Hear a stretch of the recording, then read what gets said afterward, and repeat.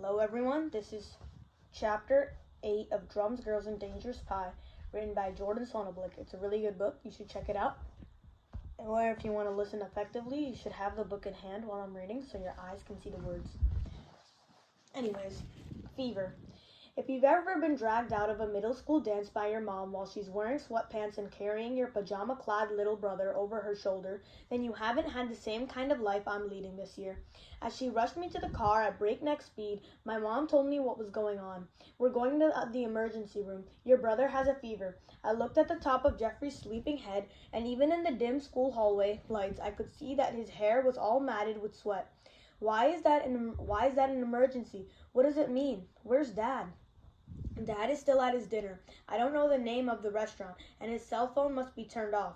Anytime your brother gets a fever from now on, it's an emergency. I don't know what this means. Get the doors, please. Okay, Mom, is this serious? I don't know, honey. I don't know. I wish I knew.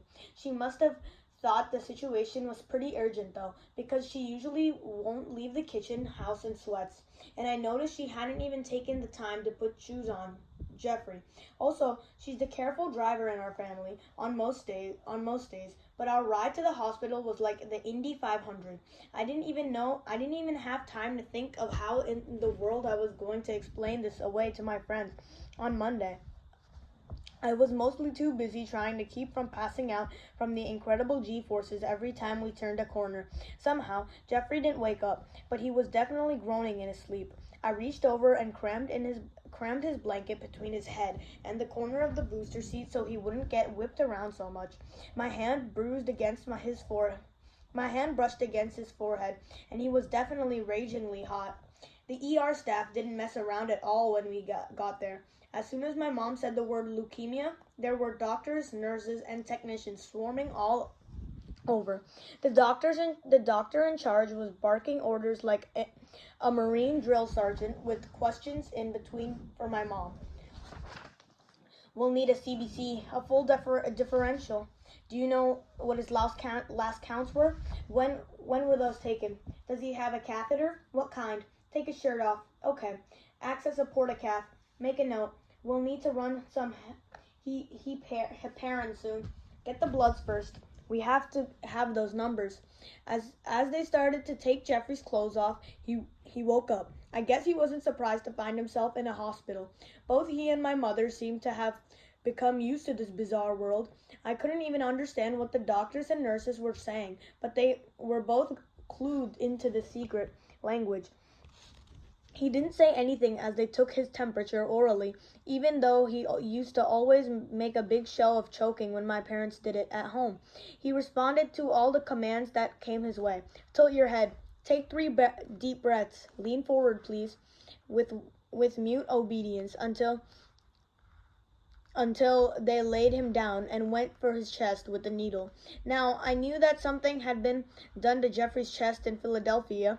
I had seen the 2 lines of stitches and the round bulge under the skin of his ribs, but during the whole period up until that night, the medical staff had only sunk in to a point. I only accepted what I had to accept to make sense of any given moment, so I only really knew that he was taking steroids every day.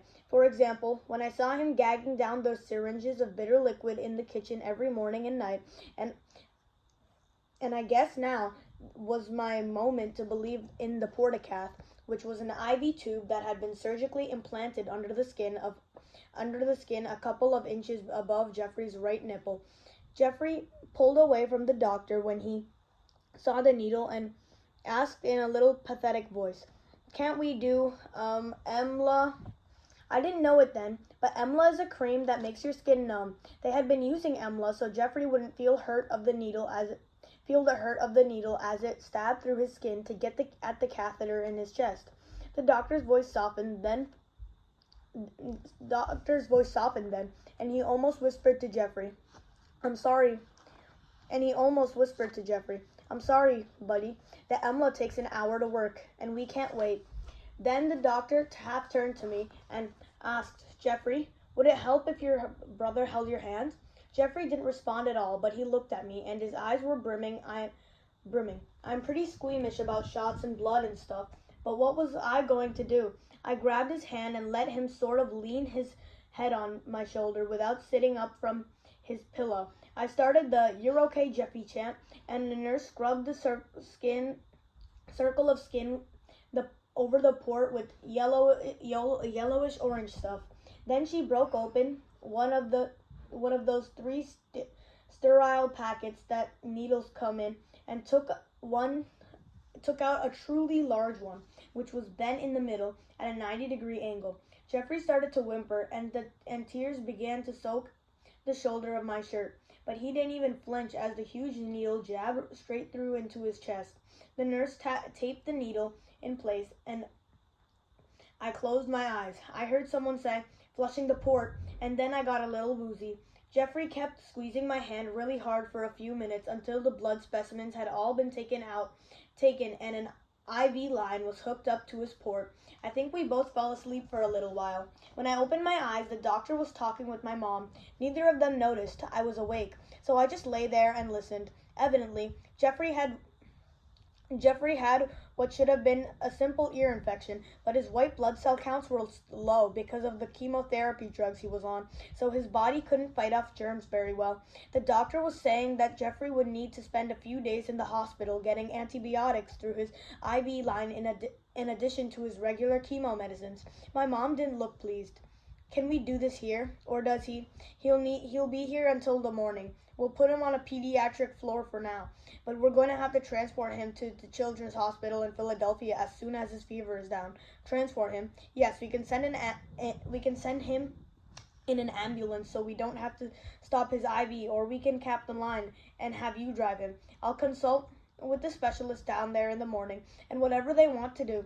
"Oh God, how expensive is an ambulance ride?" "I don't know, but we have to do whatever is best for your son medically right now." "I understand. We're just having some financial trouble with all of this. I've had to leave my job," and my mom started crying then. "I'm sorry, doctor. It's all been so sudden, you know. We have very good insurance, but this all adds up. The co-pays, parking, food, gas, tolls, and my husband isn't really taking it well yet." "I hear you, ma'am." He sort of patted my mom on the shoulder at this point. "I'll be back around in a few hours. We'll be moving you up all to a private room any minute now, and then maybe you can try and get some rest." "Yeah, sure." My mom looked tired enough to sleep for a week, but I knew she wasn't going to get any rest. I got out of Jeffrey's bed for the big move upstairs and fell back asleep in a chair by the window of the new room. My mom spent a few hours lying on a cot they had brought in, but I really don't think you could say she slept. Every hour or so, some medical person or other came in to take Jeffrey's temperature, or attach a needle back to his IV, or do something that would ruin our rest. At 2 a.m., my mom walked out of the room. I wanted to know what was going on, so after a couple of minutes, I followed her. I found her sitting in the hallway, leaning back on the wall with her knees to her chest, holding a cup of coffee that must have come from the little coin-operated machine that was out there. I plopped down next to her. "Hey, Mom, how are you?" "I'm fine, Stephen. I was really worried about your brother last night, but it looks like this is just going to be what life is like for a while." "Mom, how long is this all going to last?" They're going to run some tests next week. If he's cancer-free by then, he'll still be in treatment for a few years. Then, who knows? After 5 years without cancer, he should be totally normal." "Mom, what if he's not cancer-free next week?" "I don't know, Stephen. I just don't know. By the way, I'm sorry we ruined your night." "Mom, forget it. It was fine." "Oh, really? Fine, was it? Should I storm into your graduation wearing sweats too?" "Yeah, that would be pretty cool. Maybe you could have your hair up in curlers for extra style points." "I might be able to swing that, Stevie. And how about some flip-flops on my feet?" "Excellent, Mom. That would be excellent." Right there in the hallway, I put my head in her lap. She stroked my hair for a while, and then she sent me back into the room. "Go get some sleep, pal." At about 5 in the morning, my dad came into the room and shook me awake. I guess my mom had gone through to him by phone at some point. He put a finger over his lips so I wouldn't make a noise and wake Jeffrey. But of course, when I was about to tiptoe out of the room, a lady came crashing in with the giant breakfast cart. So we had this odd little family conference with Jeffrey while Jeffrey attempted to choke down some food. My parents spent a few minutes looking at Jeffrey's hospital chart, worked out the details of what needed to be done if my mom and Jeffrey were going to Philadelphia for a week, and went into the hall to argue about something. I had a little while alone with Jeffrey. He looked really exhausted, but his fever was gone, and he was much more alert mentally than he'd been the night before. He asked me about my dance. Did you kiss? Did you have fun? Did you dance a lot? Did Renee Albert kiss you? Did it feel gross? Get out of here, you little nutball. I'm telling you, I have zero chance of kissing Renee Albert.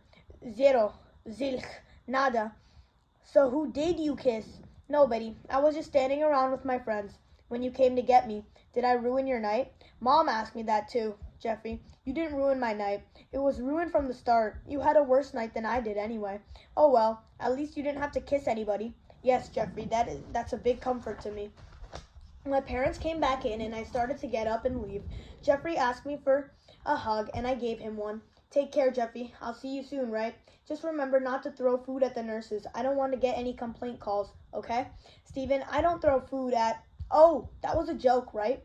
Yep, buddy boy, it was a joke. But seriously, no kissing the nurses on their lips either. It messes up their makeup. Ew!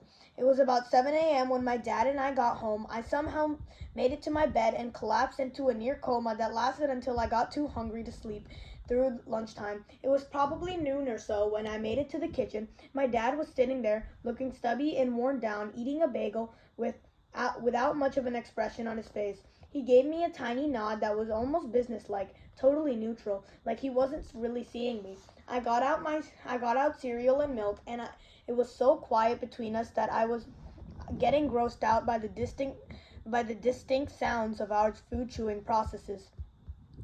As soon as I finished, I went downstairs to play the drums and play the drums. Play the drums and play the drums and play the drums. I played through all of the basic rudiments and then did all of my lesson pages for the week. Then I put 5 CDs in the changer behind my drums, put on my headphones, pressed shuffle, and played along with at least 10 really loud metal songs in a row without stopping. I looked up in the middle of a Led Zeppelin drum solo, and my dad was sitting on the beat-up old couch about 8 feet in front of my bass drum. Because he startled me pretty bad, and because I figured he was probably about 43% deaf if he'd been sitting there for a while, I jumped up and whipped off the headphones. Hi, Dad. I just got the call from your mother. They're taking Jeffrey to Philadelphia in about 2 hours. She wants us to get his stuff together for him. Do you know what toys and clothes he likes? Can you help me? My dad looked ashamed, like he had asked me to steal him a bottle of Jack Daniels or something. Sure, Dad. Hey, you've been here playing for a while now. Are you all right? I couldn't believe my father was just down noticing me, and that I might be upset about my brother's situation. I'm fine, Dad. Oh, your mother thought you seemed upset at the emergency room when they put the tubes in. Dad, they didn't put tubes in him. They stabbed him in the chest. They stabbed him. I was stunned by what happened next, although I had to admit it was becoming a pretty common occurrence. I started to cry, and once I started, I couldn't stop. My dad wasn't necessarily going to win the Teddy Bear Society's Father of the Year award, but for the first time in weeks, he reacted. He put his arm around my shoulders and sort of squeezed me in. We must have stayed like that for a good 20 minutes until I couldn't postpone blowing my nose anymore. I picked up my head off of my dad, walked over to the other end of the sofa, got a tissue, and blew my nose. Then I sat right back down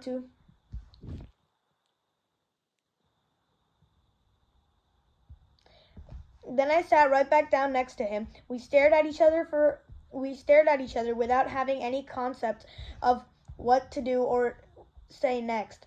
My dad finally broke the silence with an old family punchline. So, how about those Knicks? We chuckled awkwardly, but at least it was a chuckle. Then we went upstairs and packed up Jeffrey's stuff. On the drive over to the hospital, I had an odd realization. This was the first time in weeks that I had laughed with each member of my family within a 24-hour period. At the hospital, Jeffrey was looking fairly worried. My mom was out in the hall, arguing with the doctors in Philly on her cell phone. My dad stayed to talk with her, and I went right to my brother. Hey Jeffy, how you feeling? I'm okay. We had oatmeal for breakfast, but it wasn't as good as yours. I'm scared. What are you scared about? Mommy said they might have to do another bone marrow tomorrow. It was supposed to be next time, but now it's tomorrow.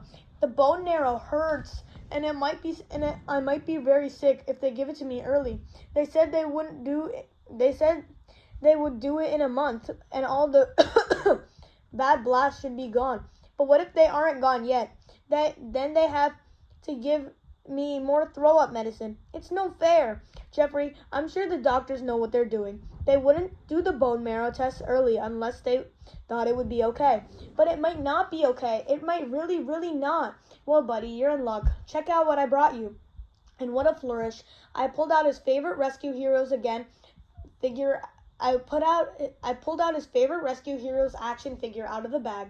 Look, it's Matt Medic. He's here to protect you. Matt Medic, I'm scared. Don't be frightened, young man. He always loved it when I pretended to be one of his toys, and Matt Medic was perfect for the occasion. He carries a huge plastic paramedic pack and a giant gun-like thing that we always pretended was some kind of vaccine syringe. But what if I'm still very sick? Well, son, just concentrate on my Matt Medic shot.